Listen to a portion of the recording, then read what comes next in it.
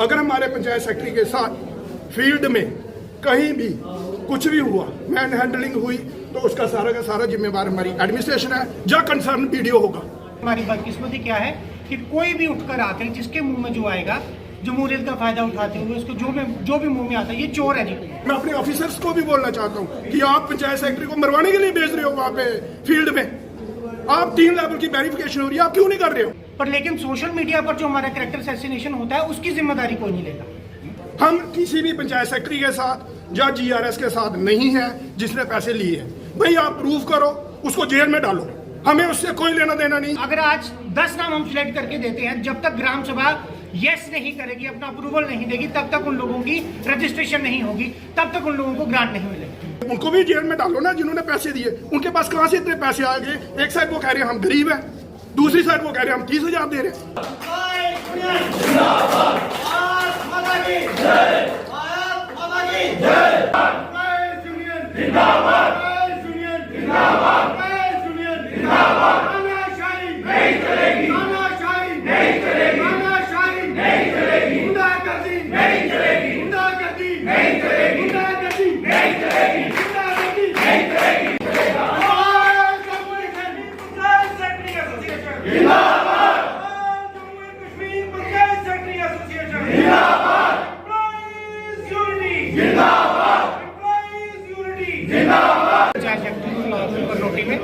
कुल्ली साउथ पंचायत में कल मैं ग्राम सभा के उपलक्ष्य में वहाँ गया था।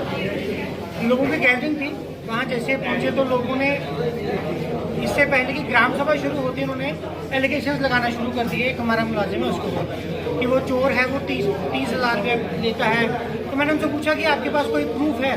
बोले हाँ है। तो मैंने कहा फिर आप यहाँ पर चिल्लाने की बजाय आप ऑफिस जाएँ, पुलिस में जाए या किसी ऐसी संस्था में जाए जहाँ पर उनके खिलाफ जो कार्रवाई हो सकती है वो की जाए। आप मिले हुए हो। मैंने कहा अच्छा ठीक है। मैंने कहा आज की ग्राम सभा का हमारा मकसद जो है वो आवास योजना पर है, हम उस पर बात करेंगे।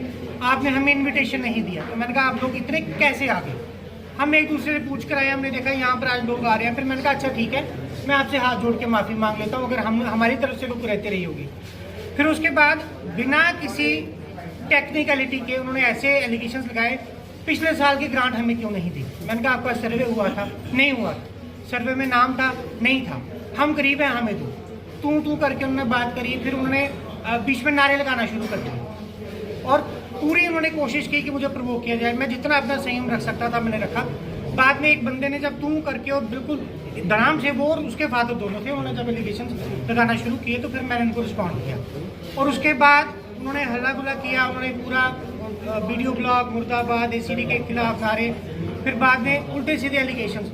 अब ये मुझे लगता है हमारी बदकिस्मती है कि हम सरकारी मुलाजिम हैं, हम बाइंड हैं कि हम कोई ऐसा फालतू एक्शन नहीं ले सकते। लेकिन हमारी बदकिस्मती क्या है कि कोई भी उठकर आकर जिसके मुंह में जो आएगा, जमहूरियत का फायदा उठाते हुए उसको जो भी मुंह में आता है, ये चोर है जी। और हमारा ये सोशल फैक्ट बनाया हुआ और सरकारी मुलाजिम के लिए, और हमारा सोशल सिस्टम ऐसा है कि वो इस बात को मान लेता है। पर लेकिन सोशल मीडिया पर जो हमारा कैरेक्टर असैसिनेशन होता है उसकी जिम्मेदारी कोई नहीं लेगा। अगर ये न्यूज़ 10 दिन चलेगी, 15 दिन चलेगी, उसके बाद वो 10-15 दिन का ट्रॉमा हम कैसे झेलेंगे? उसके लिए कोई पूछने आएगा नहीं। हम अपनी एडमिनिस्ट्रेशन से यही चाहते हैं कि आप हमें कम से कम प्रोटेक्शन की व्यवस्था करके दें, या कम से कम उन लोगों के खिलाफ कार्रवाई करें। मैं इसमें एक चीज़ और जोड़ना चाहूँगा।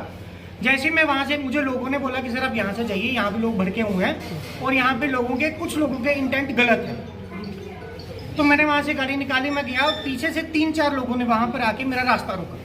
स्कूटी लेकर आए, बिल्कुल आगे उसने बोला खिड़की नीचे कर।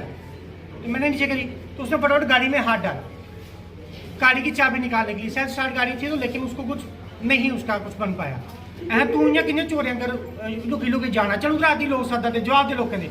मैं कहा तू कौन है? दसा तू मैं कौन है? इतनी देर में 2 वहाँ से लोग और आए और उन्होंने मेरी गाड़ी पे तब करना शुरू कर दिया। आज नहीं तू की छट दे, ठीक है।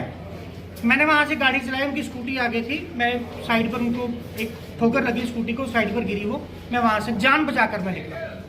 हमारी फैमिलीज हैं, आज मैं पंचायत में जाऊँगा, मेरे घर वाले पीछे परेशान रहेंगे कि कहीं आज फिर से वैसा मसला ना हो जाए।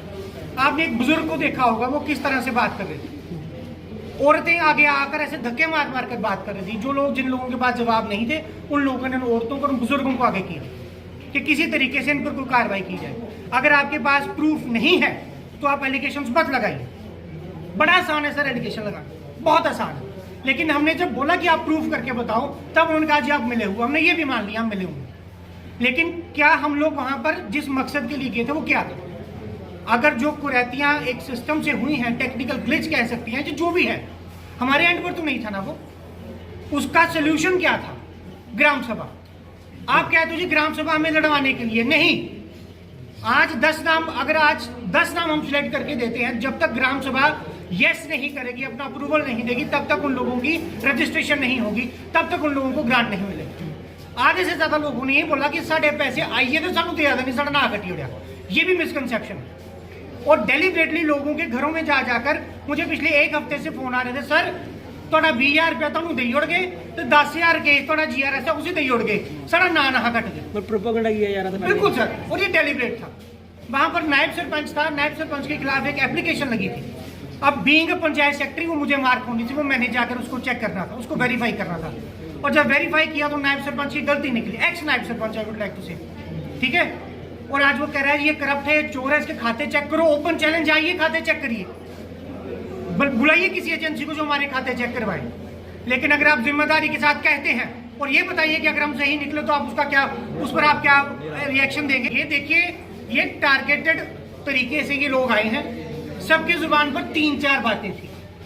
30,000 का सबका कॉमन था, वीडियो चोर है सबका कॉमन था, ये हमारी आंखों में धूल झोंकी जा रही है, गरीबों के नाम काटे जा रहे हैं। आप एक बार जो पैरामीटर जो गवर्नमेंट ने हमें दिए हैं, जो गाइडलाइंस दी हैं, आप बोलें और फिर उसके बाद आप वेरिफिकेशन करें कि क्या हुआ है। ग्राम सभा क्यों नहीं ले रही? अगर आप हमें चोर कह रहे हो, आप अपनी ईमानदारी दिखाओ ना। आप ये क्यों नहीं बोल रहे हो कि हमें ये नाम गलत है, इसको काटो? मैं आज सिर्फ इतना ही कहना चाहूंगा कि हमें हमारी सुरक्षा की गारंटी दी जाए। एडमिनिस्ट्रेशन से हम चाहते हैं, जिन लोगों ने उस दिन मेरा रास्ता रोका, कल मुझे धमकाया और मेरी गाड़ी पर जिस हिसाब से अटैक किया, उनमें से एक बंदा उस पर PSA लगा हुआ 10 दिन पहले, और वो कह रहा था कि 10 दिन में पहले आए, एक PSA हटिया था, एक दूसरा लग गया था, क्यों ना। ऐसे लोग अगर हमें पंचायतों में अटैक करेंगे, हमारी क्या सिक्योरिटी है सर? तो सर, जैसा कि आप सभी को पता ही है कि पिछले कुछ दिनों से PMA के रिलेटेड इश्यूज आ रहे हैं। इसमें अलग अलग पंचायतों में हमारे जो साथी हैं वो जा रहे हैं और वहाँ पे उनको कोई काफ़ी मुश्किलें जो है उनका सामना करना पड़ रहा है। इसमें मैं आपको एक चीज़ क्लियर करना चाहता हूँ कि ये जो PMAY की वेरिफिकेशन थी, जो स्टार्टिंग से मैं आपको बताऊँगा, इसके 2 तरीके थे। एक तो लोग अपनी जो उसका फॉर्म भरना था, सेल्फ रजिस्ट्रेशन खुद कर सकते थे, उसमें वो खुद फॉर्म भर सकते थे। दूसरा, अगर किसी को पता नहीं है कि फॉर्म कैसे भरना है, उसके लिए असिस्टेंट थे, जो लोग हमारे पंचायत सेक्रेटरी थे, वो हर एक पंचायत में गए, उन्होंने लोगों के फॉर्म वगैरह फिलअप किए। उसके बाद इसकी नेक्स्ट लेवल पे वेरिफिकेशन हुई, उसके लिए क्रॉस सेक्रेटरी थे, मतलब जैसे एक पंचायत सेक्रेटरी के पास एक पंचायत है तो वो उसका सर्वे खुद नहीं कर सकता वेरीफाई, उसके लिए इन्होंने दूसरे ब्लॉक से या दूसरी पंचायत से पंचायत सेक्रेटरी को लगाया था। फिर उसके बाद उसका फिर से एक वेरिफिकेशन हुई, उसके लिए इन्होंने तीसरा जो पंचायत सेक्रेटरी था उसने की। तो ये बात तो थी पंचायत लेवल की। उसके बाद इसकी जो वेरिफिकेशन हुई वो ब्लॉक लेवल पे हुई। ब्लॉक लेवल पे इन्होंने कमेटीज बनाई, अलग अलग डिपार्टमेंट, हमारे जो सीनियर ऑफिसर्स थे जिसमें AW थे, AE थे, या अलग अलग डेजिग्नेटेड ऑफिसर और ऑफिशियल्स थे।